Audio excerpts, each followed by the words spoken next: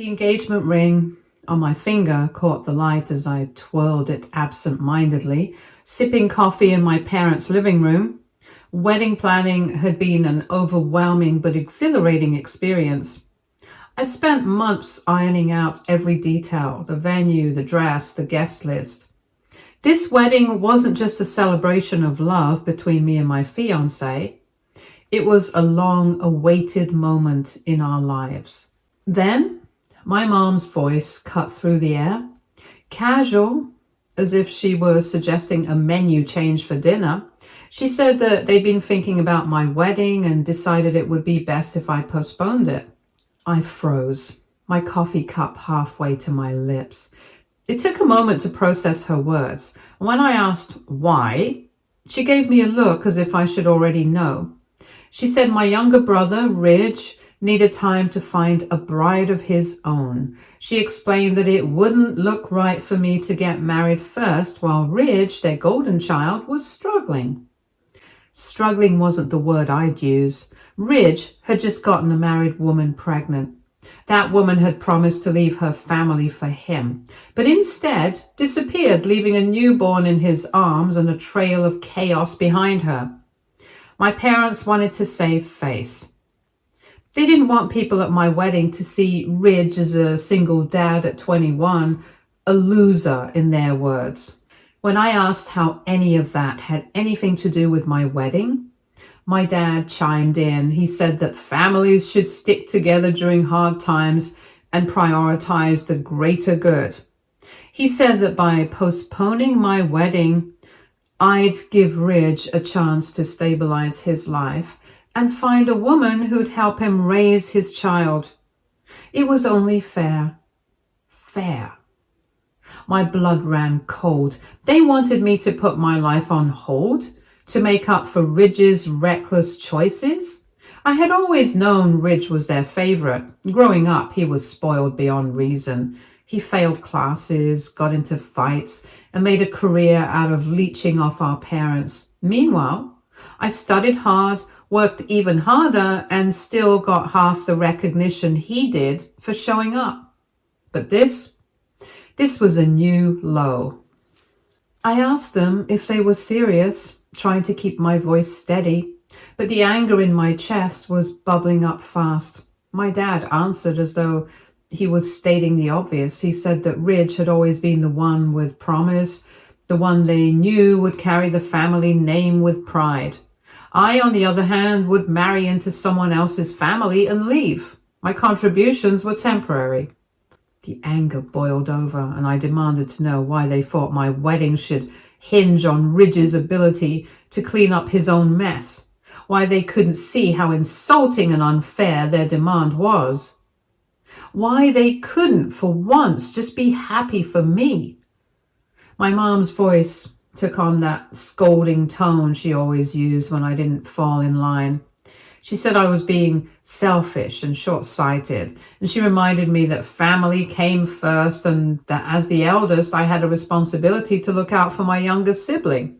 My fiancé, who had been sitting quietly beside me, finally spoke up. He said this wasn't about family, it was about enabling Ridge's bad behavior yet again. He said we'd already sent out invitations, booked vendors, and paid deposits. Postponing the wedding wasn't just unreasonable, it was impossible. That's when Ridge strolled in. He had been eavesdropping from the kitchen and decided to chime in. He said it wasn't his fault that he was in this situation and that I should be ashamed for not supporting him. He said I was just jealous of him because he was the favorite and always would be. Jealous? I laughed, but there was no humor in it. I told him I wasn't jealous. I was disgusted that he had the audacity to make demands after ruining his own life. Disgusted that our parents were bending over backwards to shield him from consequences yet again. Disgusted that they would expect me to sacrifice my happiness for his convenience. Ridge smirked, leaning back against the doorway like he'd just won a debate. He said it wasn't his fault. Mom and Dad loved him more. He said that if I had a problem with how things were, maybe I should take a long, hard look in the mirror. I told him I wasn't the one who was a married woman's leftovers.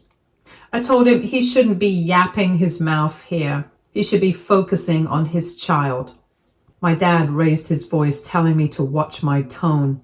He said that if I couldn't respect their wishes, maybe I should rethink whether I wanted them at the wedding at all. That hit me like a punch to the gut. But I didn't back down. I told him that if they were so set on prioritizing Ridge's already downhill reputation over mine, then maybe they shouldn't be at my wedding. Maybe I didn't need people there who thought so little of me. The room went silent. My mom's face twisted into a mix of shock and fury.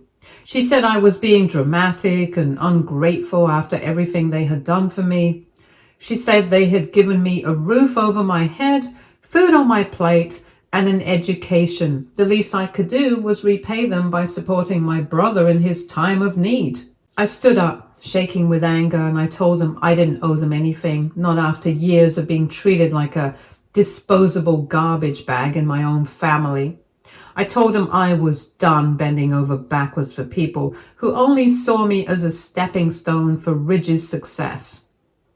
I told them what they did for me was basic. Any parent would do that for their child without question. My fiancé stood with me, his hand on my shoulder. He said we wouldn't be postponing the wedding and that they were welcome to attend if they chose to act like decent human beings. My dad shook his head, muttering under his breath about how I was making a big mistake. My mom said they wouldn't be coming unless I changed my mind. Ridge smirked again, saying I'd regret this. Later that night, I sat with my fiancé and cried, not because I doubted my decision, but because it hurt to see just how little my happiness meant to my own family. But as he held me and reassured me that we were building a new family together, I knew I had made the right choice. Update 1. I woke up next morning feeling emotionally drained. The argument with my parents and Ridge played on a loop in my head, their words slicing into me all over again. My parents had always been blind to their favoritism, but this level of blatant disregard for my happiness was staggering. I wasn't surprised when my phone buzzed nonstop that morning. My parents had clearly wasted no time rallying relatives to their side. Text after text poured in from aunts, uncles, and cousins from my mother's side, all carrying the same theme. How dare I disrespect my parents and disregard my brother in his time of need? No one from my father's side had texted me yet, which was interesting. My aunt, who never missed an opportunity to meddle, accused me of being heartless. She said that as the eldest, I had a duty to set an example. If I couldn't show compassion for my own brother, how could I expect to have a successful marriage? I tried to brush it off, but her words stung. It was amazing how quickly they all jumped to Ridge's defense. Not one of them seemed to care that my wedding, the one moment meant to celebrate my life and love, was being hijacked by his poor decisions. It wasn't long before I got a call from my mom, her voice dripping with fake sweetness, the kind she used when she was trying to manipulate me into compliance. She said she understood I was upset, but family was family, and I needed to put aside my feelings for the greater good. I cut her off before she could finish. I said I wasn't going to postpone my wedding, and I wasn't going to let Ridge or anyone else make this about them. She tried to interrupt, but I kept going. I said they had always coddled Ridge, always bailed him out, and I was done playing along. Her tone shifted immediately. The sweetness evaporated, replaced by icy indignation. She said that if I couldn't appreciate their sacrifices for me, then maybe I didn't deserve to have them at my wedding at all. I told her that was her choice, not mine. If she couldn't support me on one of the most important days of my life, then maybe it would be better for everyone if she stayed home. I could hear the sharp intake of breath on the other end of the line, but I hung up before she could respond. My fiance Dan had been listening. He came over and wrapped his arms around me, telling me I did the right thing. He said that we didn't need people at our wedding who couldn't celebrate us wholeheartedly. I nodded, but my chest ached with the weight of it all. Over the next week, the backlash intensified. More family members chimed in, parroting my parents' narrative that I was selfish and ungrateful. Some even suggested that I was jealous of Ridge and I couldn't handle not being the center of attention. Jealous. I laughed every time I heard that word. Jealous of what? A life of chaos and irresponsibility, with my parents constantly swooping in to clean up the mess? No, I wasn't jealous. I was furious. Furious that my parents, enabling, had brought us to this point. Furious that they expected me to sacrifice my happiness to maintain their fragile illusion of Ridge's perfection. One day, I got a text from my cousin Ivy, and she said she'd heard what was going on and wanted to check in. Ivy and I had always been close, and she was one of the few relatives who treated me with kindness and respect. She was from my father's side of the family. When I told her everything, she was horrified. She said she couldn't believe my parents were prioritizing Ridge over me yet again. She promised she'd be there for my wedding no matter what anyone else said. Her support meant the world to me. It reminded me that I wasn't alone, even if it felt that way sometimes. As the days went on, I threw myself into wedding preparations with renewed determination. Dan and I worked tirelessly to finalize every detail, from the seating chart to the playlist. We decided to scale down the guest list. We wanted our wedding to be a celebration of love and joy, not a battlefield for family drama. We only invited the people who had consistently shown us love and support. Ivy, a few other cousins, and some close friends. My mother's side of the family was uninvited. I knew it would only add fuel to the fire, but I didn't care. I was done. Ridge, of course, couldn't resist taking another shot at me.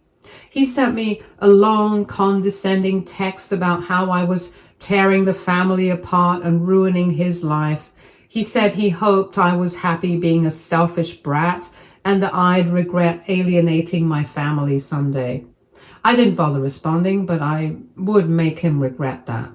Dan and I continued planning. Every time I felt a pang of sadness or doubt, he was there to remind me why we were doing this. He said we were building our own family, one that wouldn't be poisoned by toxicity. The closer we got to the wedding, the lighter I felt. It was as if a weight had been lifted off my shoulders.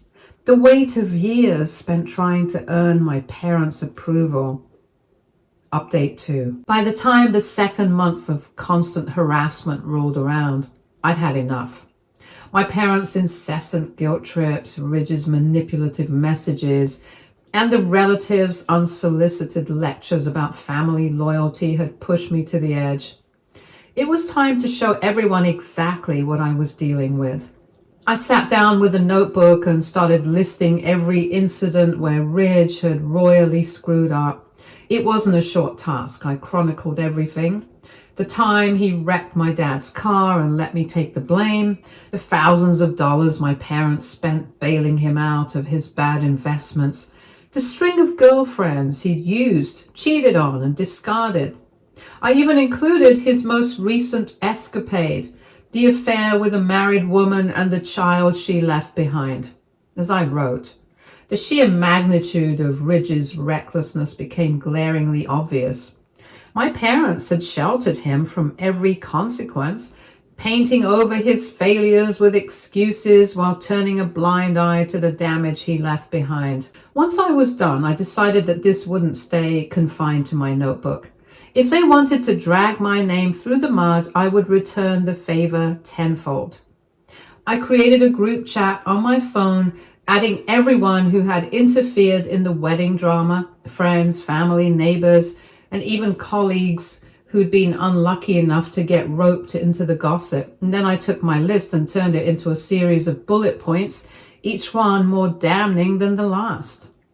I started with the most recent scandal. I detailed how Ridge had seduced a married woman, convinced himself she'd leave her family for him, and was then blindsided when she dumped both him and their child. I explained how my parents had swooped in to shield him from embarrassment, claiming they didn't want their golden boy to look like a loser single dad at 21. Then I went back to the beginning, how Ridge had coasted through school on the back of my parents' bribes and threats, and how he'd gotten fired from 3 different jobs for incompetence, how he'd once drained my savings account after borrowing my debit card and never apologized. For those who hadn't heard about the affair, I made sure to spell it out clearly. I said that Ridge was not only a liar and a cheater, but also a man with no regard for boundaries or morality. I warned everyone in the group to keep their daughters far away from him, lest they end up ensnared in his selfish schemes. As a final touch, I attached screenshots of the messages I'd received from Ridge, my parents, and the relatives who'd taken their side. I made sure to highlight the most outrageous parts, the demands that I postpone my wedding, the accusations of selfishness, and the thinly veiled threats to cut me off from the family if I didn't comply. Before hitting send, I added a parting message. This is the man my parents want me to prioritize over my own happiness. This is the person they've spent their entire lives enabling and protecting. I refuse to delay my wedding or compromise my joy for someone who has done nothing but take from others. If anyone else still thinks I'm in the wrong, feel free to take up the role of Ridge's savior and go ahead and marry your daughters off to him while you're at it. And then I sent it. The fallout was immediate. The group chat exploded with notifications as messages poured in. Some people were shocked, others furious, and a few even tried to defend Ridge. But the majority were appalled.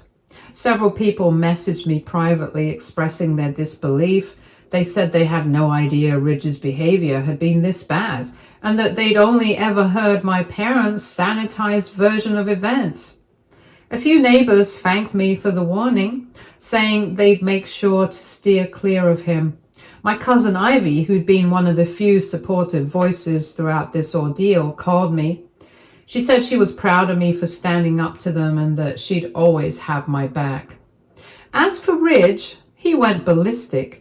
He sent me a string of angry texts calling me every name under the sun and demanding I take the messages down. He said I was ruining his life and that no one would take him seriously now. I responded with a single line. You ruined your own life, Ridge. I just told the truth. I did tell him that I would make him regret it. My parents weren't far behind. My mom called, her voice shaking with rage, accusing me of destroying Ridge. She said I had humiliated Ridge and embarrassed them in front of everyone. I didn't hold back. I told her that if anyone should be embarrassed, it was her and Dad for raising someone as entitled and irresponsible as Ridge. I said they'd done a stellar job turning him into a man who couldn't handle the slightest inconvenience without dragging everyone else down with him. My dad tried to intervene, claiming that I was out of line, and I cut him off, saying that they had no right to lecture me about morals when they'd spent their entire lives enabling Ridge's behavior. I asked him if him and Mom had ever stopped to consider the consequences of their actions, or if they just hoped I'd keep cleaning up after Ridge forever. I ended the call by telling them that I didn't need their approval or their presence at my wedding. If they wanted to support Ridge, they could do it without me. And by the end of the day, the group chat was eerily quiet. The damage had been done, and there was no taking it back. Dan came home that evening to find me sitting on the couch scrolling through the flood of messages. When I told him what I'd done, he didn't say a word. He just sat down next to me and held my hand. You did what you had to do, he finally said. You're not responsible for fixing their mess. I was content knowing I'd stood my ground and refused to let them dictate my happiness. Update 3. The day of my wedding was everything I had dreamed of. It was bright and sunny, the perfect backdrop for a celebration I had fought so hard to make happen. Despite all the chaos leading up to it, I woke up that morning with a lightness in my heart. One of the most special moments came before the ceremony even begun. My aunt, Dad's half-sister, stood by my side as I got ready. Aunt Jackie had always been a beacon of joy in my life. She was the cool aunt who spoiled me with gifts, treated me to ice cream when I was upset, and always had my back when my parents' favoritism became unbearable.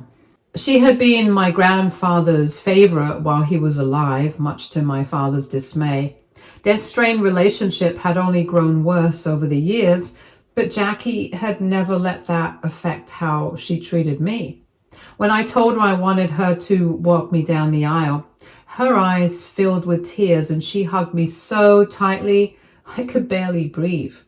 When the music started and we stepped into the garden, I felt a surge of pride and defiance.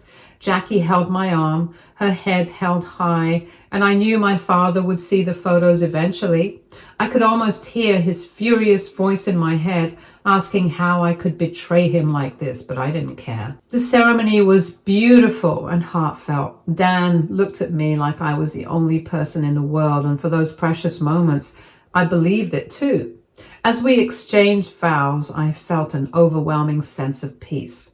This was the happiness I had fought for, the future I had chosen for myself. The reception was just as magical. Our friends and family members who had supported us danced, laughed, and celebrated late into the night. There were no awkward confrontations, no whispered gossip in the corners, just pure, unfiltered joy. It was nice to feel free of all the drama. I decided that I wanted to live a life as drama-free as I could. The next day, as I scrolled through the photos and messages of congratulations, I knew it wouldn't be long before the fallout began. Sure enough, my phone buzzed with an incoming call from my father. I let it go to voicemail, knowing exactly what was coming. When the calls kept coming, I turned off my phone. But by the time I checked it later, the barrage of texts had begun. "How could you do this to me?" one message read. "You had Jackie walk you down the aisle. Do you have any idea how humiliating this is?" Another said, "You've embarrassed this family for the last time. This was a direct slap in the face, and I hope you're proud of yourself." The tirade went on, each message more furious than the last. My father's anger practically leapt off the screen, but all I could do was laugh. It was hilarious. I didn't bother responding. What was there to say? That I was sorry for not letting him control my wedding? That I regretted choosing someone who had actually been there for me? No, I had nothing to apologize for. Aunt Jackie, on the other hand, found the whole thing hilarious too. When I told her about the text, she rolled her eyes and said, "Let him stew. Maybe he'll finally realize he's not the center of the universe." As for Ridge, he was notably silent. I assumed he was too busy dealing with the fallout of my group chat expose. The thought of him sitting in his room, fuming over his ruined reputation, brought a small smile to my face. Dan, ever the steady presence, was my rock through it all. He reminded me that we had done nothing wrong and that we had every right to celebrate our love without the burden of my family's toxicity. "You chose happiness," he told me one night as we looked through our wedding photos. "That's nothing to be ashamed of." And he was right. My father's anger and Ridge's silence, which I was honestly very thankful for, and the judgment of a few relatives couldn't take that away from me. The texts from my father eventually tapered off, but I knew this wasn't the end. He wasn't the type to let things go easily, but I couldn't care less. For now, I was content to let him fume. I had no regrets about the choices I had made, and I wasn't about to let his bitterness tarnish my joy. Let him deal with his own mess, I thought. I have a life to live, and I'm not looking back. Update 4. Dan and I had finally made it to our honeymoon.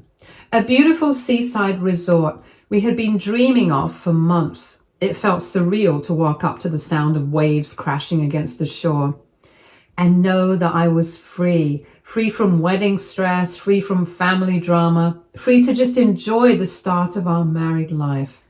For the first few days, I completely disconnected from my phone. I didn't want any interruptions from reality. I wanted to savor every moment of peace and happiness with Dan. But by the middle of the week, curiosity got the better of me. I turned my phone back on and scrolled through the mountain of notifications. Most of them were messages of congratulations from friends and photos from the wedding, which brought a smile to my face. Then there were the missed calls, over a dozen from my mother, all within the span of a single day. I quickly brushed it off. Whatever she wanted, it could wait. Nobody wanted to sulk on their honeymoon. The next morning, I noticed a text from her. It started with a half-hearted attempt at civility, saying she hoped I was enjoying my honeymoon. Then, without any space, she got straight to the point. She said that my father and Ridge were still reeling from the humiliation I had caused them, and that the fallout was far worse than I could imagine. According to her, Ridge's friends had completely abandoned him. Colleagues were gossiping and neighbors were whispering about the disgrace he had brought to the family. I mean, their neighbors are quite conservative. I honestly don't like any of them. And, of course, my father was utterly humiliated because Aunt Jackie, his least favorite person in the world, had walked me down the aisle. Then came the kicker. She said that since I was responsible for all this humiliation, it was only fair that I compensate them for the emotional damage I had caused. She actually had the audacity to ask for money, an amount she conveniently left vague, and claimed it was the least I could do after the pain I had inflicted. I stared at the message, stunned. Dan noticed my expression and asked what was wrong. And when I showed him the text, he burst out laughing. "That's the most ridiculous thing I've ever read," he said, shaking his head. "You're not seriously going to respond, are you?" I wasn't. But I knew exactly what I was going to do. I forwarded the text to the infamous group chat I had created before the wedding. The same one where I had exposed Ridge's affair and my parents' ridiculous demands. And within minutes, the chat exploded. People were outraged. My father's cousin, who had stayed quiet during the initial drama, finally spoke up. She told my parents to leave me alone and said they should be ashamed of themselves for how they had treated me. She reminded everyone that my parents had practically begged me to postpone my wedding for Ridge's convenience and had turned their backs on me when I refused. Another relative chimed in, saying it was disgraceful that they were still harassing me even after the wedding.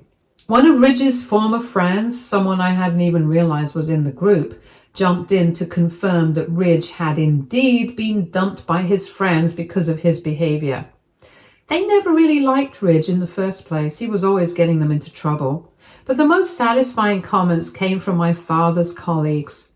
They had apparently been added to the group by my aunt, who had no qualms about airing the family's dirty laundry. One of them said that my parents needed to pipe down and take a long, hard look at themselves. Another said they were mortified to be associated with people who could stoop so low. Even Mary, the neighbor, who had always been a little too nosy for my liking, texted me on the group to say I should sue them for harassment and extortion. She told me that if my parents tried anything else, I should let her know because she'd be more than happy to testify on my behalf.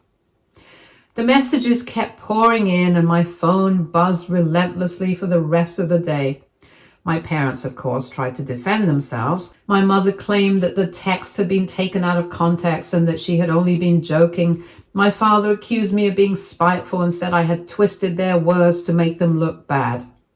But no one was buying it. Their attempts at damage control only made them look worse, and eventually they both left the group. I assumed they had finally reached their breaking point, that they had felt some semblance of shame for their actions. But I wasn't done. I added them back to the group because I found the whole situation absolutely hilarious. If they wanted to leave, they could do it on their own terms, but I wasn't going to make it easy for them. Dan, ever the voice of reason, asked if I was sure I wanted to keep poking the bear. I told him I wasn't poking the bear, I was just leashing it. If my parents didn't like what they saw, that was their problem, not mine. By the end of the week, my parents had left the group again, and this time for good. But the damage was done. Their reputation was in shambles, and they had no one to blame but themselves. As for me, I liked having people on my side, but I honestly don't want to keep any contact with them whatsoever. Dan and I even planned to move to the city in another state. Let's see how it goes. Stay tuned for more stories from Argo Relationships.